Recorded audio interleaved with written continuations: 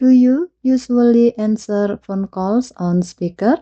Your Samsung Galaxy S26 Ultra can automatically turn on the speaker whenever you answer a call, as long as no wired headset or Bluetooth device is connected. Let me show you how. First, open the phone app. Tap the three-dot menu in the top right corner. Then tap Setting. Scroll down the screen. Tap Answering and Ending Calls. Now, enable answer using speaker. From now on, whenever you answer a call without a wired headset or Bluetooth device connected, the call will automatically use your phone speaker.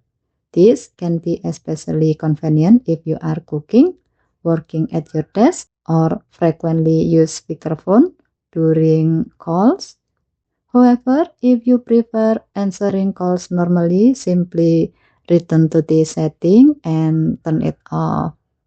And that's how you automatically answer calls using the speaker on the Samsung Galaxy S26 Ultra. Okay, thank you for watching. Please help to like and subscribe. Have a nice day.